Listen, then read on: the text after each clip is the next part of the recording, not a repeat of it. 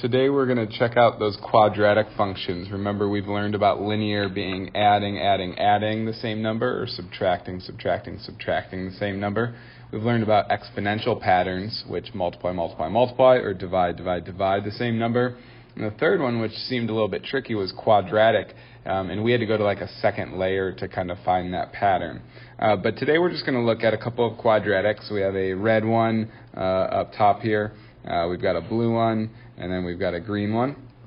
And we're going to find the three things that are listed below: the minimum, the maximum, and the vertex. So we're not going to worry about any of that pattern recognition at the moment. We already saw that, but today we're just going to check out on this red parabola, or this red quadratic equation, what's the minimum, the maximum, and the vertex. So for your minimum, we're basically just seeing how far down and how far up this goes. So we can see that the bottom value that we have there, that gray dot, is at a 1. So our minimum value is simply going to be at a 1. When we go back here and we look at the maximum, that's how high does it go.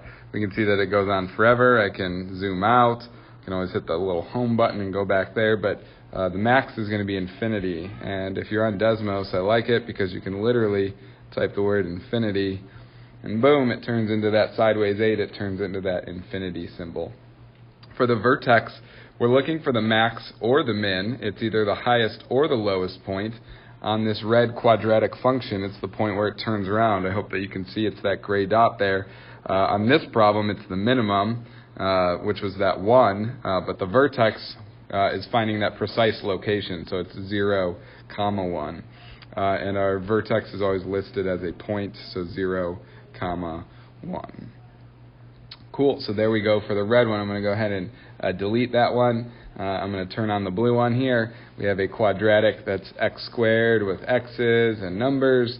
It's the same idea. What's the minimum and the maximum? We can see that the bottom of this function, as I zoom in, the minimum is at that 4 right there, and you can tap it and you can see the lowest number is 4. So I'm going to change the minimum to 4 for this blue one. The max is still going up forever, and if you don't like your zoom, you can always hit the home button over there on the right.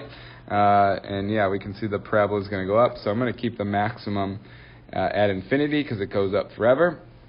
The vertex on this one is at the bottom point. I'm just going to go ahead and change it. The minimum was at 4.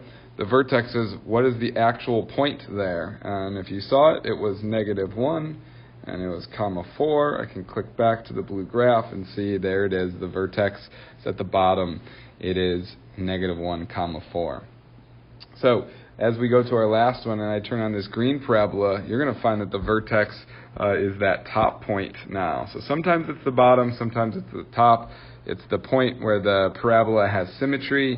It's the point where the graph changes direction, so from going up to down or down to up.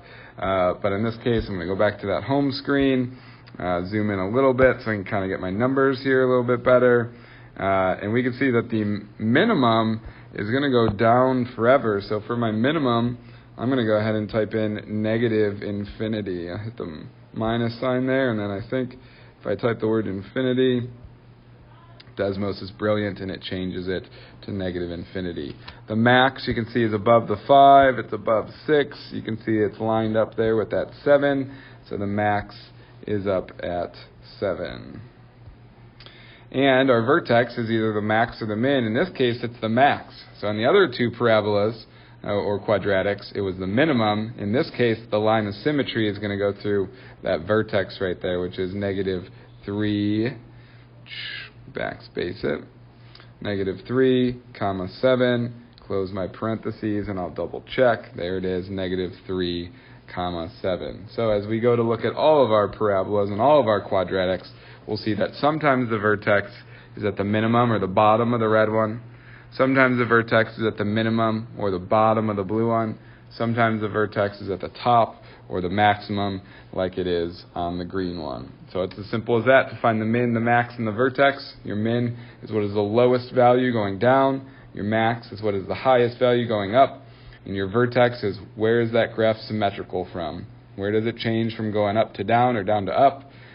Where is that maximum or minimum value? It obviously can't be the infinity.